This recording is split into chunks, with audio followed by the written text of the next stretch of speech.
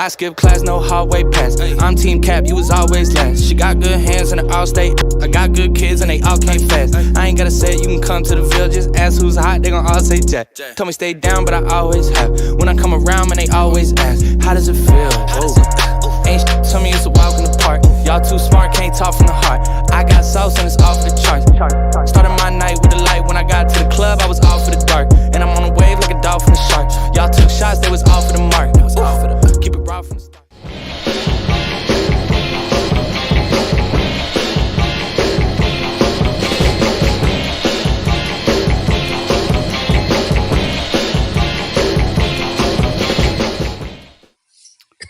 Since I apparently don't own a clock or don't know how to read one, we're a minute early. And that's, it's funny because Larry just had to drop off for a second. But yeah, we're a minute early. So this is what you call bonus coverage. Good evening, everyone. And I am John Maddox, host of Tigers Night, joined as always by part one of the best co-hosts in all the land from the Northeastern office of Tiger Sports Report, the one and only Bryan Moss. Bryan, how are you, sir? Doing pretty good. The wife and kid is down there in Tennessee visiting in-laws, so I'm doing a little bachelor pad association here, just me and Jack and Coke off to the side, and we're going to have a good old time tonight. Hey, that's what I'm talking about. And now joining me from the palatial Marley Manor, and I have seen it, so I can call it that. Here in beautiful, scenic, crime-free Hernando, Mississippi, the one and only Larry Marley, the king of the court of owls. Larry, how are we this evening? I'm great. It was a fabulous game. I know, John, you and I were there. It was a great crowd. They announced a sellout. It was the first game that I've been to, a Memphis game, since, because I didn't go to a game last year. A home game. And this was the very first game that I have been at other than the Liberty Bowl where I didn't sit in my seats. So it was weird. I was in the end zone. And we were close to some Arkansas fans. So as I posted on Twitter, I hope anybody that was into smokeless tobacco actually had a supply before Arkansas fans crossed the river, because I'm pretty sure there was a run on Skull. But so Larry, what's the what is the win? Is it the amount of Skull consumed by Arkansas fans versus the amount of Busch Light consumed by Iowa State fans? I know this is going to be crazy, but Arkansas fans are not nearly as obnoxious as Iowa State fans. It's close, but no, it's just Arkansas fans. I will say there was a really funny moment. I'm going to talk about this later, but there was a really, really funny moment. I went to the restroom after one of the turnovers, and it was just. Arkansas fans know exactly what they are. I do. I mean, they really, really do. Iowa State fans, they think they're more than they are. That's just a fact. But Iowa is just Arkansas with snow. Like, it's just a fact. This is the kind of hard-hitting analysis you tune in for here. Skull, Busch Light, calling Iowa, Arkansas with snow. This is what you really tune in for. Right. All right, so let's try. Let me try to tend to get this thing back on the rails and talk about. There was apparently a football game on Saturday that the University of Memphis won by a final score of 32-31. Bryan, I'll start with you. Thoughts? Yeah, looking at the stats before the game, if you had told me that Brendan Lewis would only throw 50% or complete 50%, and Memphis would still win, I would be shocked. But that's what happened. His legs, came into play, and it's games like this where he's gonna. I think you said before the season that he's gonna win Memphis one or two games, and I think offensively, yeah, he was a major part, even though it was only 199 yards, but he rushed for 103 yards. So yeah, he was a major part. And I mean, it's good to see. There's something special. We said it, last week. There's something special about Memphis ABC early kickoff against a SEC opponent. I mean, it's I don't know why the SEC opponents want to play Memphis. During that time. Well, I guess they don't have an option, to pick, but still, you just got to be worried. I mean, the Liberty Bowl. That's where the SEC comes to die. Well, and I'll just say this, for better or for worse, I don't think we ever have to worry about it ever again. Because I don't foresee Memphis seeing a quality SEC team ever again at home. But anyway, Yeah. All right, Larry. So your thoughts from the game? Well, let's start with this. So to Brian's point, and John, I popped you this question Sunday, but Brian, let's see if you know. Who's the last power conference team to beat Memphis in Memphis? Ooh. Yeah, I don't think I remembered that. It's not an SEC. Yeah, I don't. I don't know. It would be the very last team you'd think of. All right, Jeb, we're relying on you in the chat right now. Jeb got it. 2014. Oh, 2014. Duke, 2014. Jeb is the encyclopedia of Memphis, Yes, I swear. Yeah, he got it immediately. And here's the funny thing: in that time, we've beaten three SEC teams, but one SEC team twice. We've beaten UCLA and Kansas, so we've beaten now a Big Ten team, back then a Pac-12 team, a Big 12 team, and Ole Miss, Mississippi State, and Arkansas, all at home. And so this is why Missouri didn't want to come here. I mean, well, look, and we should have had another win against Iowa State in the first iteration of Memphis. I didn't count the Iowa State loss. That's valid. Okay, if you want to include the Iowa State loss in the Liberty Bowl, okay, I'll listen to that. So I'll concede that. But in terms of regular season losses, it was Duke. So you asked about the game. Here's what I saw. I didn't see Memphis do anything particularly different in the second half, but we held Arkansas to 3 second half points. Okay. Now they had 2 turnovers in the red zone that didn't but we turned them over. It's not like, it was just, we actually caused those turnovers. The interception was caused by exactly what I'm about to talk about. It was a great game called, not planned, but called by Hankins in the second half. He called the blitzes were perfect. He laid back when he had to. He had their quarterback completely confused in the second half. There was a couple of times he didn't check out of a play, which I don't know if he was just confused, but they ran right into our blitz twice on second and short. So look, the second half. If you look at their second half possessions, I mean, we held them. I mean, they would have drives, but we would the bend but don't break mentality, right? And then the 2 fourth quarter turnovers. But I'm just simply going to say that the game called, not the plan. The plan was okay, but the way Hankins called the game was perfect. Yeah, I agree. A couple of things, three plays from the game, other than the obvious one, obviously the forced fumble, and what a play by Chris Bracey.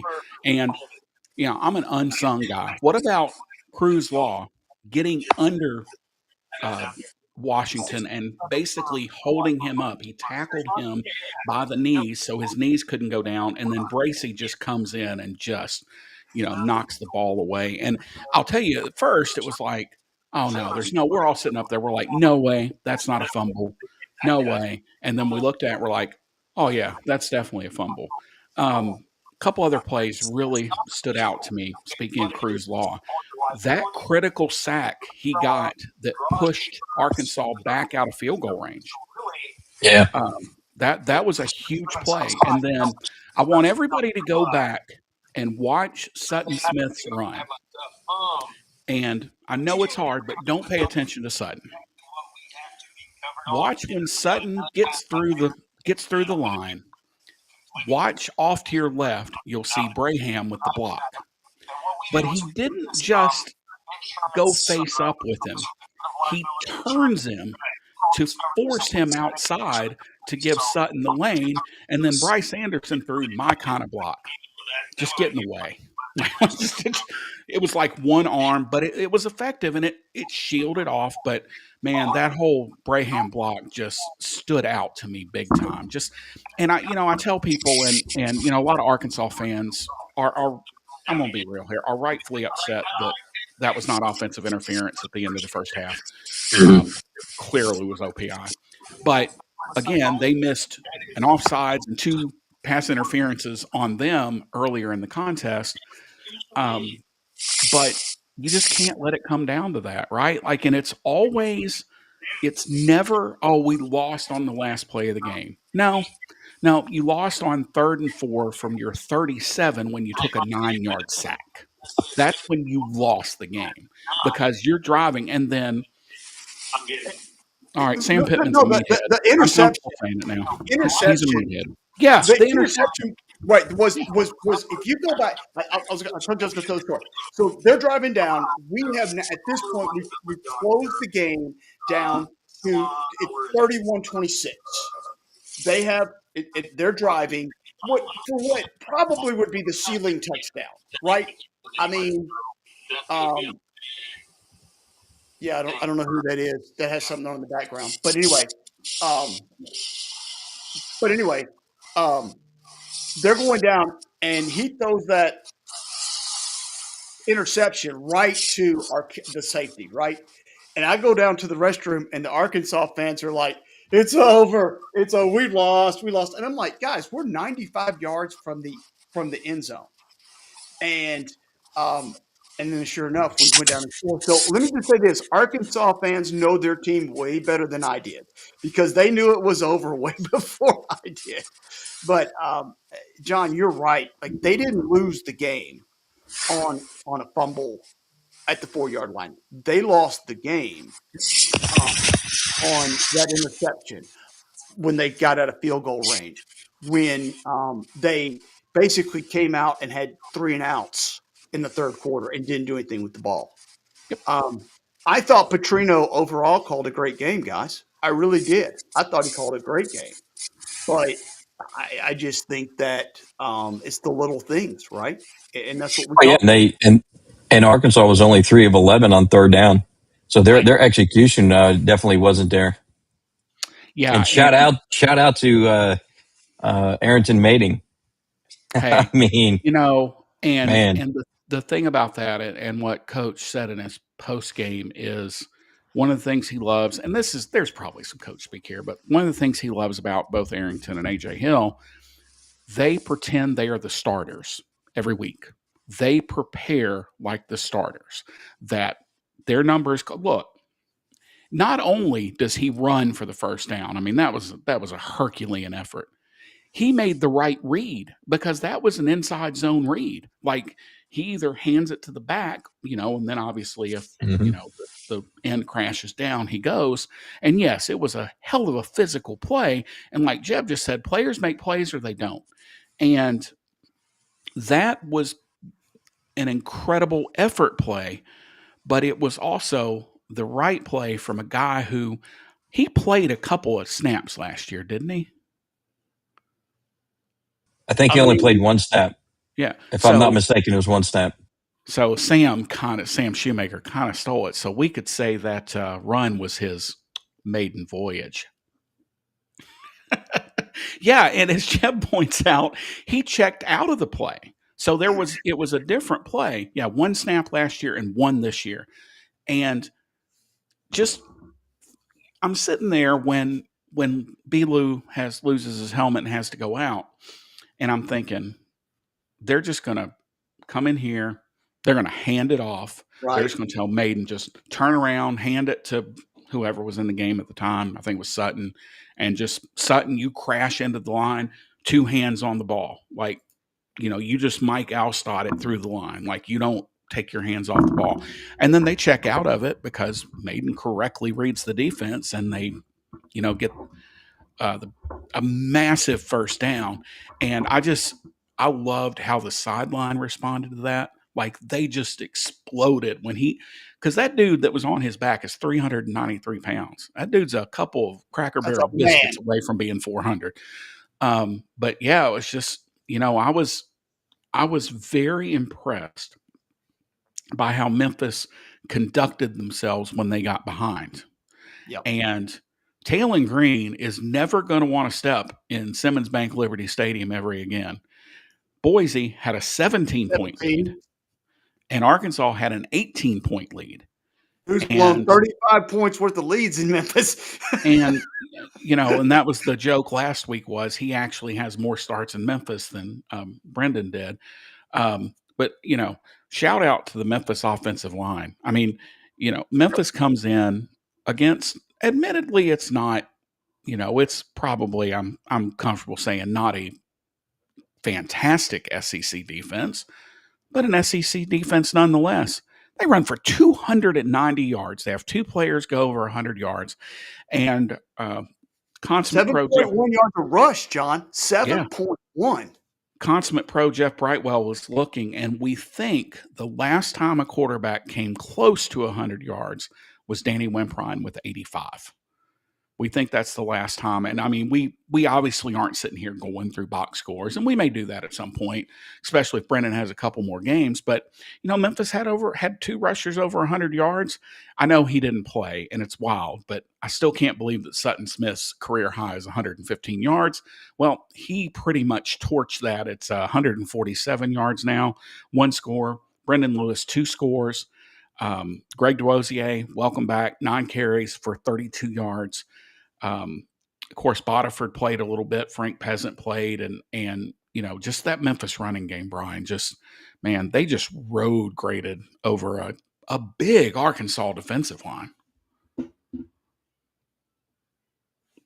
You're muted, bud. I hate when I do that, but yeah, it helps that Lewis is that running quarterback. Because you have to. I mean, as a linebacker, you're kind of like looking, at both positions there. But man, that offensive line, like you said, I mean, they're starting to. It's good that they came together as quickly as they have so far this year. Because when you look at I know a lot of people poo-poo on the Pro Football Focus grades, but when you look at the overall blocking grade for Memphis compared to the other, group of 6 schools, they're in the top 5, top 10. They have done really well this year.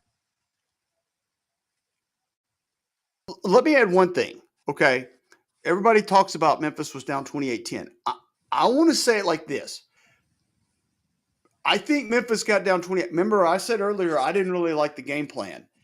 Both offensively and defensively, I thought the game plan, we had way too many gimmick plays. We tried the onside kick way too early. We did the halfback throwback. Why? What we're looking at here are stats that if Memphis doesn't do some of that, because we gave Arkansas a short field on the kickoff, right? That's one of the ways they scored one of their touchdowns. We had the halfback throwback, which led to another. That's how you get down 28-10. And then in the second half, we didn't do any of that. We just came out and we basically did what a lot of SEC teams have done to us. We ran the ball right down their throat and said, here. And guys, so if I'm going to be critical, that's what I'm going to be critical of, because I thought the game plan to try some of this other stuff, you don't need to do that. I even texted you guys and said, we're screwed. We don't need to be doing this. Do what you do. I'm going to defend the CJ Smith double pass. It was wide open. There was nobody within 25 yards of Sutton Smith when he rolled out. It's a perfectly designed play. Now, that is CJ Smith's first touch as a Memphis Tiger. That's not how I would have done that. But anyway, Brady Cluse, he would have been a perfect candidate for that because I'm almost 100% he played some quarterback in high school. But again, the onside kick, I'm with you. I didn't like going for 2 the first time. But I'm not a point chaser, right? Like, but it's so funny, Bryan, because he mentioned East Carolina last year or that game. He actually mentioned it post game, and I almost snickered out loud when he did. But yeah, he mentioned that post game, and he said, and this is how I can tell his growth as a coach. Because now he talks about things he did that he thinks were a mistake. And so he does the opposite now. So that tells me he doesn't beat his head against the wall being stubborn with everything. He learns and he grows. People forget this is his 5.1 as a head coach, right? 2019 one game, and then we'll throw 2020 out the window. But so he hasn't been doing this very long. But to go back and know, oh, you know what? I did this before and Bryan killed me. So now I'm going to do this instead. So we joke that he's afraid of you about that, and he's afraid of Frank Bonner. That's why he doesn't go for it on 4th down as much anymore. But no, I just, I tell people all the time, you got left-hand column, you got a right-hand column. And all we want to do at the end of the year is have more on the left than we do on the right. Yep. And, they don't ask, they ask how many, not how. You know what I'm saying? Like, not how did you get here? It's how many. Does anybody remember how badly we played against Charlotte last year? No. They just remember that we won. Does anybody remember how badly we played against Rice last year? Nope. They just remember that we won, right? I mean, should we have won those games? Yeah, but we did. Doesn't matter. Well, I will also say that we had no business beating Arkansas as poorly as we played in the first half. They were their own worst enemy. And, the Taylor Green thing, I thought, I saw some of his previous play and I was thinking, oh, this guy's a hot, I see why they're saying that. He can't read a defense to save his life. Nope. I mean, he struggles with a defense like I struggle with Tolstoy. Like, he just can't read it. And, my tell with him was Kamari Wilson drops that interception. 2 plays later, he goes to the same route on the opposite side. They just flipped it to field. Correct. Memphis is in the same coverage. Yep. Rohan Jones runs the same route. And Kamari Wilson's like, are you kidding me? I'm not dropping this one. No, I mean, I just thought he really struggled. But one thing you nailed it. What, well, and so Hankins realized I can confuse him. And so he started, it wasn't a weird defense. We didn't play anything weird. He just, he blitzed, he would blitz it from the strong side, blitz it from the weak side. And I don't know, Hankins picked up something that I didn't pick up. There was a tendency there, but he would vary his blitzes. But guys, on the 3rd and 4, like, he comes up, we've got 7, they've got 6, and he never checked out of it. And we get a sack. Well, no kidding. That's the play of the game. I mean, all the other stuff that happens, that is the literal play of the game when you are going into, although, I've had a couple Arkansas fans tell me that was no sure thing, even that field goal, but you go in and you're driving and then you take the one thing, right? Like, we joke about kickers, like you can't bring a kicker into it 'cause one thing can go wrong. The only thing Taylor Green can't do right there, the only thing, is take a sack. Right. And Cruz Law, untouched. Yeah. But that's film and that's adjustments. And we talked about it before this game.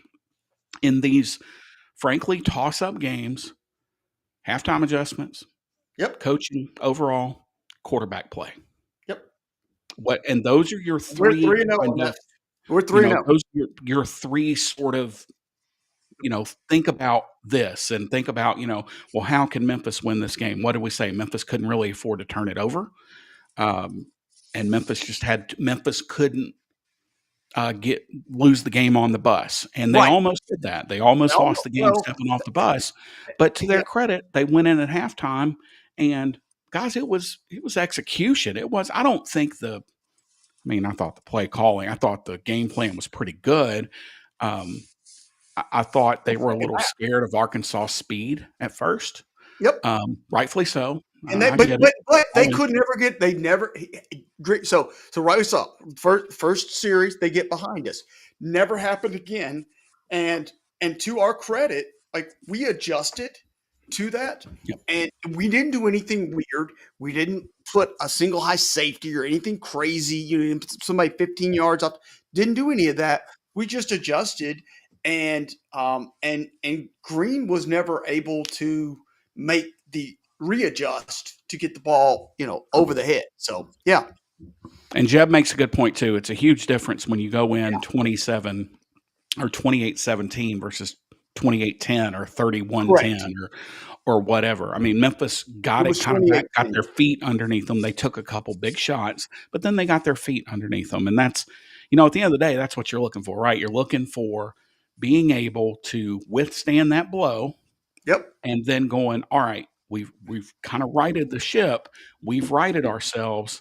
Let's kind of close the deal. We are, we are just as good as they are. And I think talent-wise, once they realized like the talent level, which we talked about this last week, right?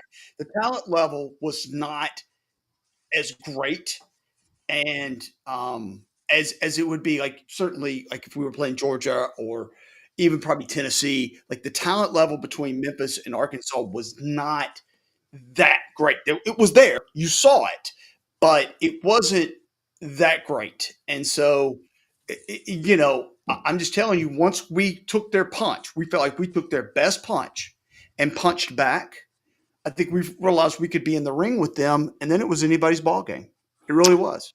Well, and I will say this, Arkansas may have more football talent, but in the meteorology department, we're guaranteed we are a P4, or we're part of the P2. Joining us now is, of course, MemphisWeather.net's Erik Procius. Erik, how are you, sir? You kept the rain away on Saturday, so we brought you back for another week.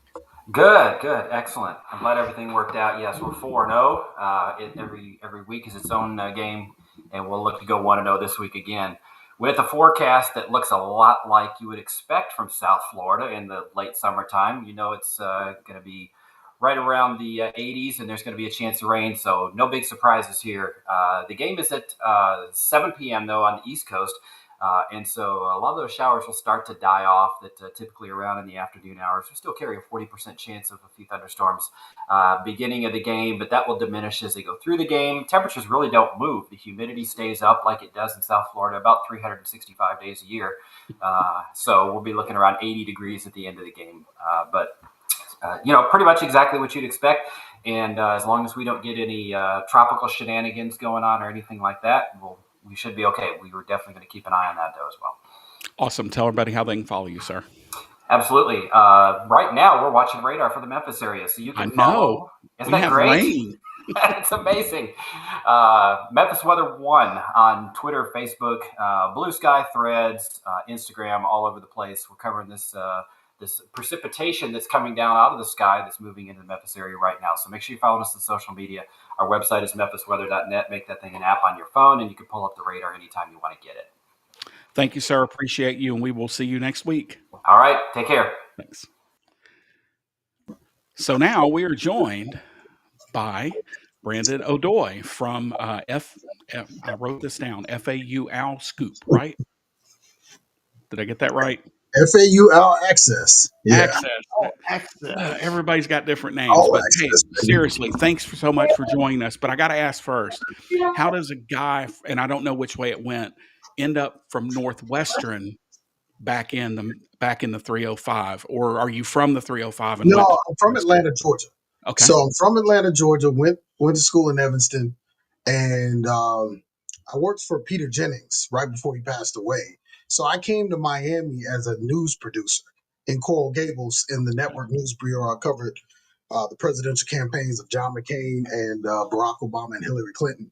And so when I retired from the news industry at the ripe old age of 25, I started Football Hotbed, and we started our affiliate site, FAU Owl Access, a few years ago. So that's how we got here. And South Florida is amazing, as you will see if you come to the game. And so I know you guys were just talking about the weather. So it's hard as a guy who's lived in New York, Battle Creek, Michigan, Evanston, Illinois. It's hard to leave what they call paradise down here.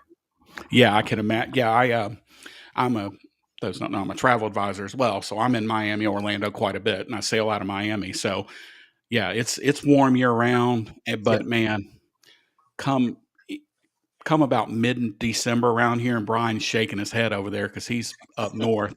I'm ready for some of that South Florida warmth. But all right, It's awesome. well, let's get back on the field. So what we kind of do is round robin here, but I just want to start maybe overall. What is the feeling around the Florida Atlantic program? New coach. There's always energy with that, right? So, but what's kind of just the overall feel for the Owls? Well, there's optimism with Kitley coming in. Obviously, he's a young, talented offensive coordinator, offensive mind from this Texas Tech tree that has bred a lot of offense, going back to, the Godfather, the Air Raid, and all of those types of things. And so the mindset of Brian White when he, selected Kitley to be a first-time head coach was to come in here.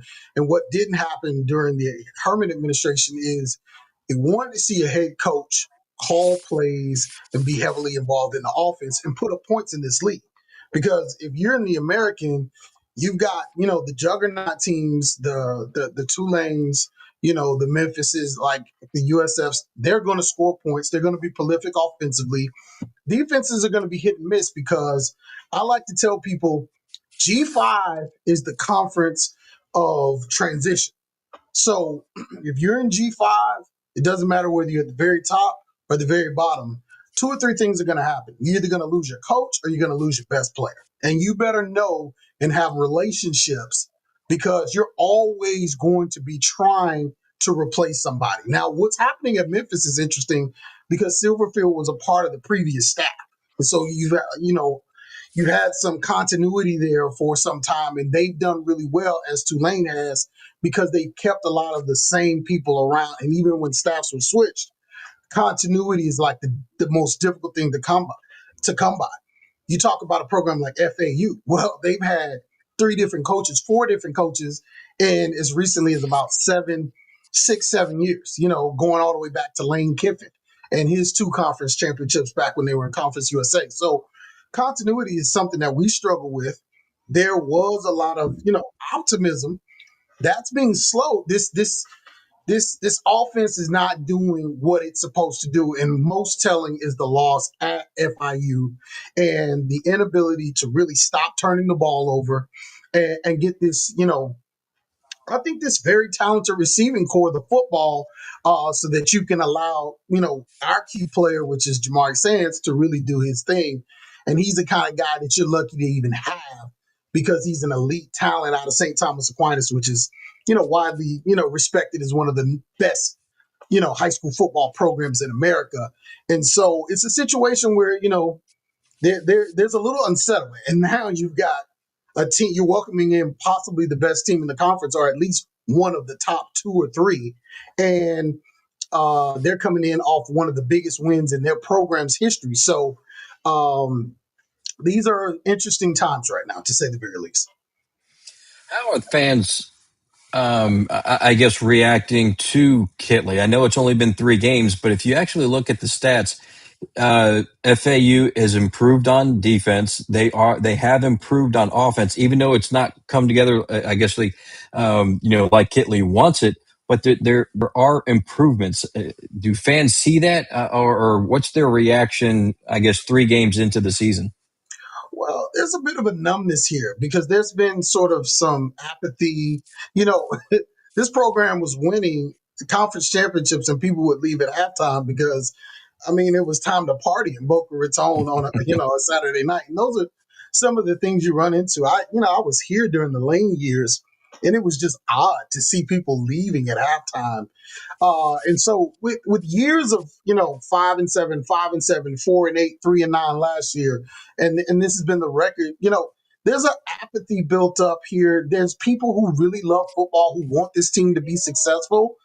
Brian. But at the end of the day, there's just not enough people who are really passionate about this team right now because there have been so many promises and so many things that have fallen short. And it's a question, can you win here if you're not one of those elite, top 10 coaches because of just how difficult this job has now become? But you have so many inherent great things to sell. And this is why Brian White consistently gets good coaching candidates, because you got an on-campus stadium, you got great facilities, you've got awesome weather. It's a great place to live. You would love to have your kids educated here. Boca's a super safe town and all of the surrounding towns. And it just has a lot of pluses, but it's difficult because you're picking, even in town, sometimes the third best recruits after Miami gets done and FIU, which has had, some more successful type coaching in the past 15 to 10. But at the end of the day, it's one of those situations where they're just looking for the right fit. A lot of people don't think he should even be here because he's a Texas coach. And they say, well, listen, nobody in Texas at Sam Houston or Tarleton or any of these other places would hire a Florida coach. Why is this guy even here in the first place? So it's just, the thought is hire a young gun, an up-and-coming guy, see if you can catch a potential Norvell or a Satterfield, a Silverfield early on in their career and potentially grow into someone that you replace down the line, and you can catch lightning in the bottle. And, that's kind of the thinking on hiring him. But yeah, it's a mixed bag, but there are a lot more people who are on the sort of wait and see, sort of apathetic, negative side than you would expect with a new hire. Larry? So, I'm sorry. Were you going to ask? No, I was going to pass it over to you. Let's. You mentioned Sands, but there's also another head to that monster, and that's Caden Veltkamp, who comes over from Western Kentucky. He is a very prototypical pro style, 6'6", big, tall, not very fast, but he's got a big arm. Yeah. How do you see him fitting into this offense? Because so far it's been mixed at best, right? Yeah. Well, yeah. He's got to do a better job of taking care of the football.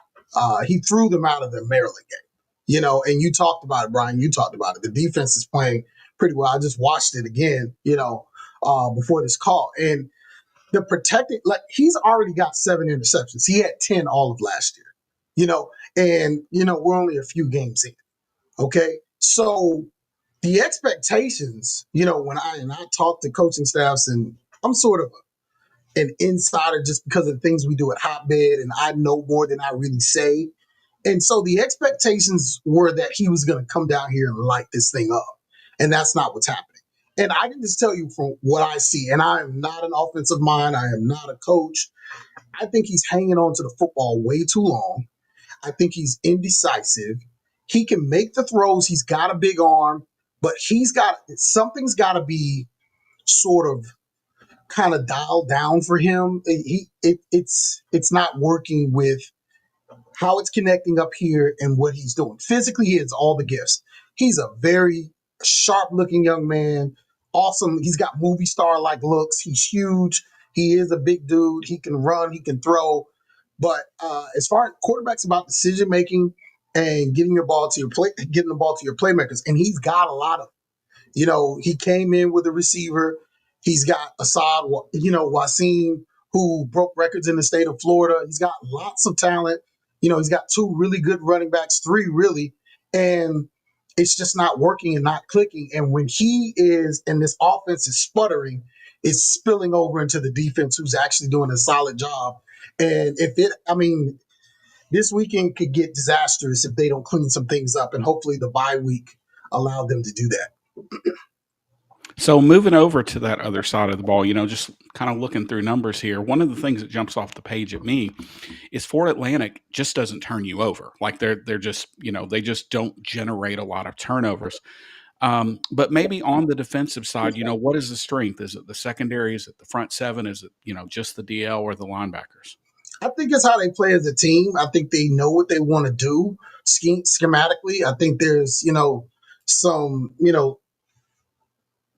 there's some solidarity there in what they try to do. They don't have that one like, woo, like this dude's a dog, type player. But their strength is, they play within the scheme, and no one tries to outdo it. It's like, as you say, John, like you watch the game even against FAMU, the least opponent that they have, they're struggling to turn the ball over unless it's thrown right to them. There's not a lot of sacks, there's not a lot of tackles for loss. It's not necessarily a dynamic defense. And I'm telling you, from a talent standpoint, and I just went back and reviewed rosters. There's so much less talent on this roster than they've been under the Willie Taggart administration. Talent wasn't the issue. They were having some coaching issues because Lane left the cupboard pretty well stocked. Taggart was a guy that had some success at Florida State. He had a lot of coaches with a lot of in-state ties, and they threw a lot of people in there in the portal. I just think coaching-wise, a couple of games didn't click. But if you think about it and you go back to those games, even in the season where they were fired, they're literally losing every game, by possession or down to the last play. So they were in games. Now, what's happened is you just don't see that elite level of talent. You talk about a guy that goes out, LeJohntay, Wester, that goes out to Colorado with, Deion Sanders and is a baller. He was in this program just a few short years ago. And that's the kind of talent that they've had. He's now in the NFL. So this program was regularly producing NFL talent. They were regularly staffed, with offensive and defensive playmakers that you would see eventually, on bigger programs or on Sundays. And you just don't see that right now. And so that's got to change. And the offensive struggles have got to be addressed. So, time for the three dirtiest letters in football right now. Let's talk about FAU and NIL. And I know it's got to be a struggle there because there's I think I was looking the other day, there's 6 Division I programs within 6 hours. So what's kind of the MO? Is it even an option for FAU to have a pretty good amount of NIL, or what's that picture kind of look like? Because what I think, Brandon, I thought about this as you were talking earlier about player movement. I used to do junior college basketball. And, that was one of the things Coach Sales used to always tell me was, I get a guy for 1 year, I'm breaking all of his bad habits from high school, and then I get basically half a season out, and then he goes to somebody else. And so college football kind of feels like that a little bit now. But what's kind of the NIL situation for FAU? Well, it's not great. They have, in a neighborhood 80 to 100K for their best player or two. What they've got to do is got to get better at that. They've got, and this is a G5 issue. It's like you're going to always have a scenario where it's difficult to keep your best players or to attract new ones. And I think one of the things that USF has done, they found ways to pay their quarterback. Now, he wasn't getting paid what he probably would have been worth on the open market, but he understood, I'm in a very good scheme with a very good offensive coach. I'm being developed for the next level, and I'm being taken care of to the point where it's not necessarily at my value, but I'm not being embarrassed by what I'm being offered. And I think FAU has a lot of room to grow in that area. And when they needed to make the payments to the guys the most, they put the emphasis on the D-line. And when you're a program like this and you're going to pay certain guys, and that's like the lion's share of your funding, they've got to produce. And so far, they haven't done that. Now, again, if they have a great game this weekend, all bets are off. I take back everything I said. But the guys that are being paid at this level and on a team like FAU have to produce, and this is not what's happening. And it starts with the quarterback. But it's not about what guys make. And, Alex Goldis told me this in one of our conversations. He says he doesn't disclose what kids make to coaches, because coaches start coaching kids like, hey, you should be better because you're making the most money. It's like, no, coach the kids, expect all the world out of them just because that's what it takes to play this game. Don't expect different things from kids based on what they make. And I think that's got to be the expectation at every program that wants to have success. Coach these kids hard. Everybody should be trying to play at the highest level. And, just it's got to be regardless of what they make. But FAU can do better. There's a lot of money in Boca Raton. I'm sure you guys know that, this is a retirement town. Money's not the issue, but there's not a lot of people who really care about football. Like, you should see the games. Like, there are a lot of people who look like they have, really old money, like when you're going up to the press box, but you don't see it in the program. Like, it's not that they don't have resources. There are plenty of resources, but just to have the mentality to play, this could be a place, it should be a place that can be like a Boise State that perennially, competes for that 12th, 11th spot in the playoffs just because of what's possible here. And it's just, it's so far, it's not clicking. It just really isn't. And there's a lot of work to be done, as far as compensation. And that's just Brandon Odom. I'm not speaking for the university. I'm an independent guy, but I just think, how can you be in Boca Raton and have money issues? You should have 2 or 3 guys making, really good money, and then you should be paying about 10 other guys, decent money. And that should happen here regularly. So, Larry, did you have something else? No, it's fine. Okay. Go ahead. So let's just put you on the spot. What do you think happens on Saturday? I think Memphis wins easily. I think if they can slow this game down and focus on the run game, because that, Sands is a baller, okay? And he can put pressure on you. You've got to turn the ball over, but shorten the game. Shorten the game, run the ball, extend drives, don't make mistakes, don't keep the defense on the field for extended periods of time. You guys have more than one quarterback. Your backup quarterback comes in and he makes a play to, basically end the game. So you guys have depth. I can't say the same for this team. You got to stay healthy. That's number one. You can't lose anybody. And you got to make, I don't want to say you play perfect, but, I don't know what the spread is. I'm not a betting guy, but I'm sure FAU is a big time underdog in this game, and that's probably par for course because FIU is not gonna be. As you can see, they just lost to Delaware. So if you kind of comparing where both teams are, my expectation is that FIU will be at the bottom half of Conference USA, and you didn't beat FIU. So this is a much stronger conference, a much tougher conference, and you've got more difficult games. But I think this should be a good game, and hopefully, if you're Memphis, you come out of this game, pretty easily because you guys have a very tough road, right after this in this 3-team gauntlet. I just looked at and I'm like, ooh. So yeah, you know what I mean. This is a game that you guys probably want to come in and kind of roll through, but I don't expect it to be too favorable to the Owls, but you never know. That's why you play the game. That's right. That's why the games aren't played on paper. They're played inside TV sets. Tell everybody how we can follow you this week to keep up with the Owls. Yeah. Follow us. We'll be at the game, FAU Owl Access on social media and .com on the web. Awesome. Looking forward to meeting you on Saturday as I'll be headed down to Boca. All right. We look forward to seeing you then. Thanks a lot. Thanks, Brandon. Brandon Odom from FAU Owl Access. Scoop, Access. I get them all mixed up all the time. Not just them. All right. So we'll move on here. For the record, the bet MGM line is Memphis minus 13.5. What's the total? Total is over-under is 63.5, which I think is a touch low, but. Oh, no. Hammer the under. Because I'm the same. I think it'll be under. Think about it from this perspective. Memphis is going to want to oops, hit the wrong button here. Sorry. Memphis is going to want to run the ball. Mm-hmm. FAU is going to want to run the ball.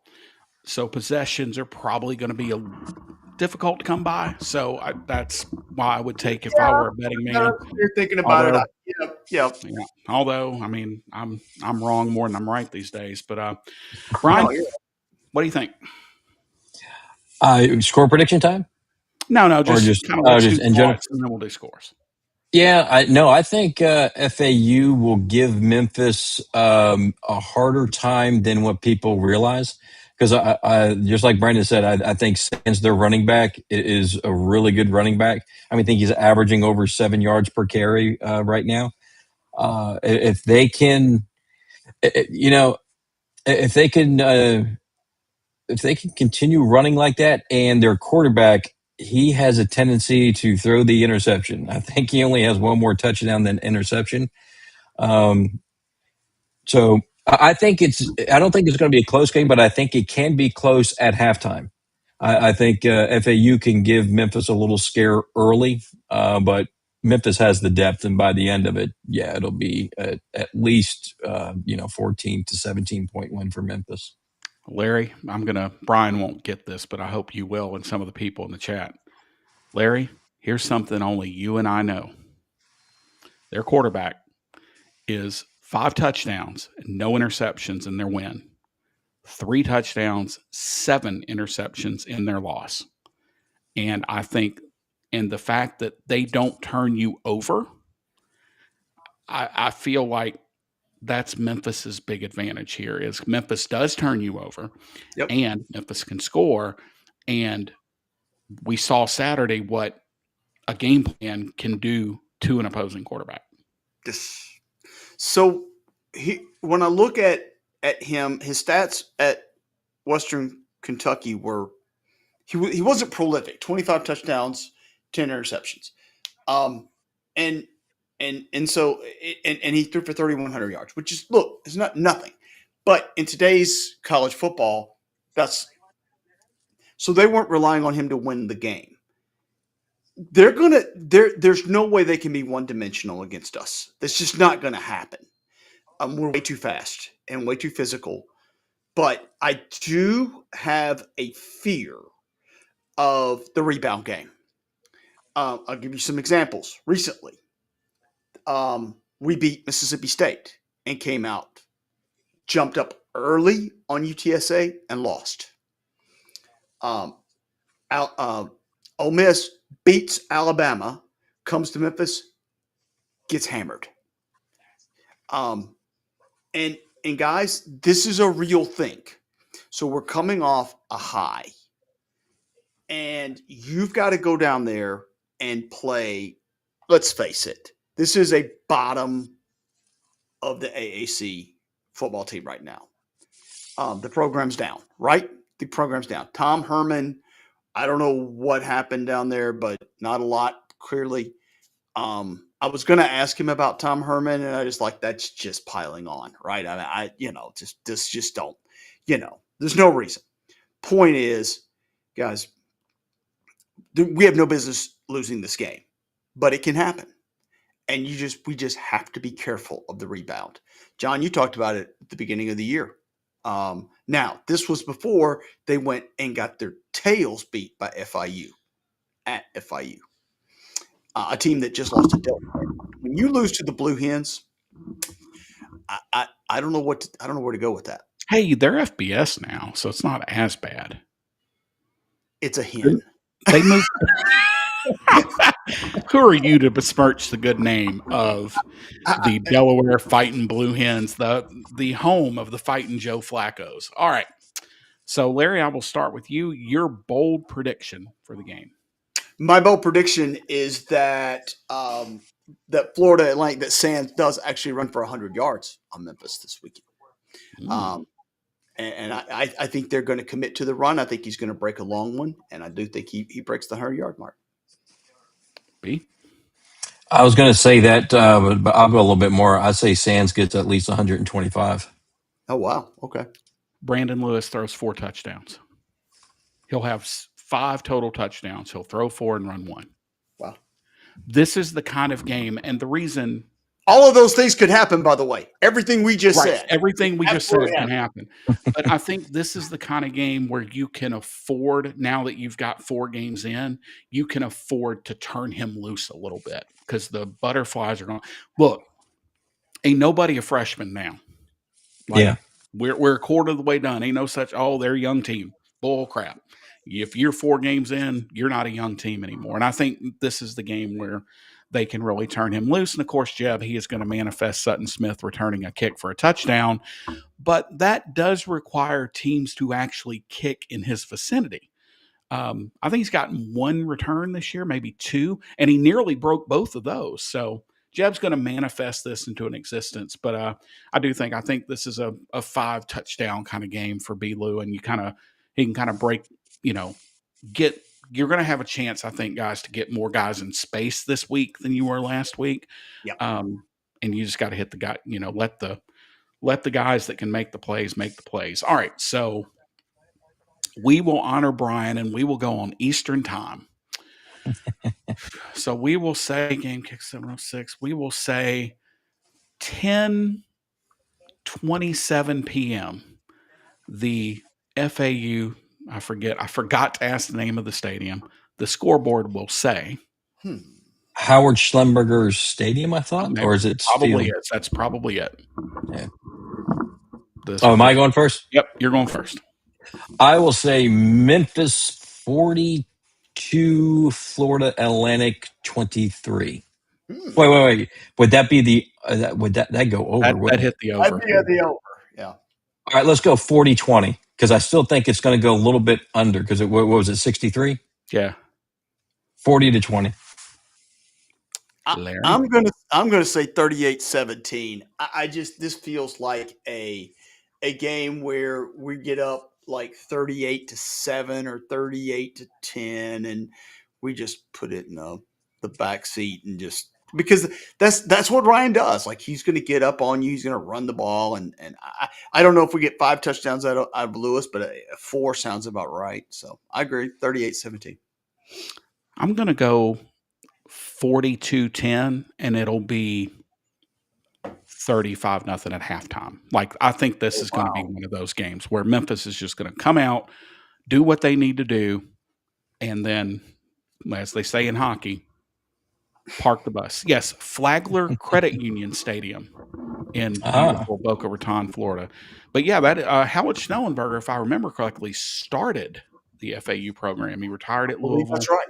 And went down there and basically birthed the program. So yeah, that's right. I'm not getting my schools mixed up.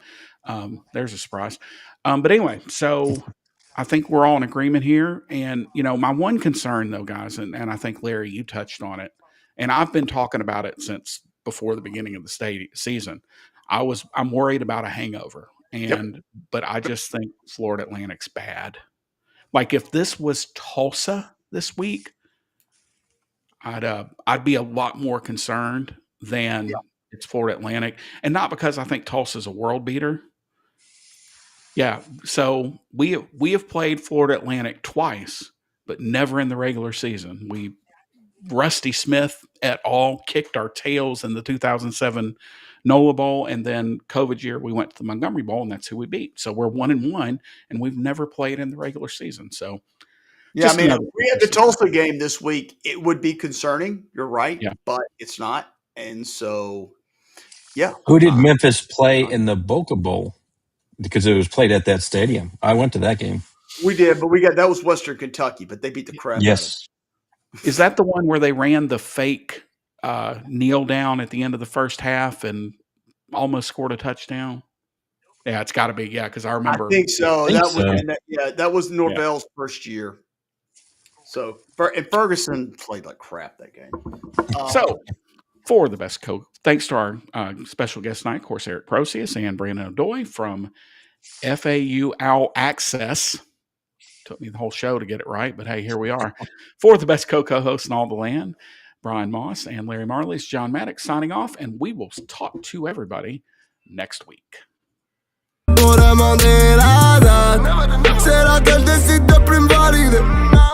vendras jamais plus que Johnny Hallyday.